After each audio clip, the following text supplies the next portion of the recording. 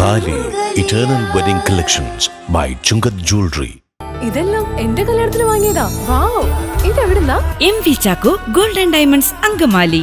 ഗതാഗത കുരുക്കിന് പരിഹാരമാകാതെ അങ്കമാലി നഗരം പഴയ മുനിസിപ്പൽ ഓഫീസിന് എതിർവശമുണ്ടായ ബസ് കാത്തിരിപ്പ് കേന്ദ്രം പൊളിച്ചുമാറ്റിയിട്ടും പരിഹാരമായില്ല.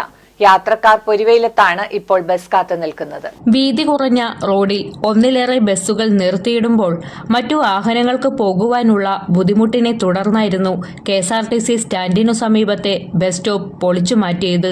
എന്നാൽ ഇത് പൊളിച്ചുമാറ്റിയിട്ടും ഗതാഗത കുരുക്കിന് വലിയ മാറ്റമൊന്നുമില്ല. യാത്രക്കാർ പൊരിവെയിലത്ത് ബസ് കാത്തു നിൽക്കേണ്ട സാഹചര്യമാണിപ്പോൾ.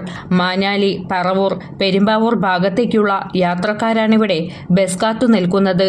പൊളിച്ചുമാറ്റിയ ബസ് കാത്തിരിപ്പു കേന്ദ്രത്തിൽ നിന്നും 50 മീറ്റർ മുന്നോട്ടു നീക്കി വീതിയുള്ള സ്ഥലത്ത് പുതിയത് നിർമ്മിക്കാമെന്നായിരുന്നു അധികൃതരുടെ തീരുമാനമെന്ന് നാട്ടുകാർ പറയുന്നു.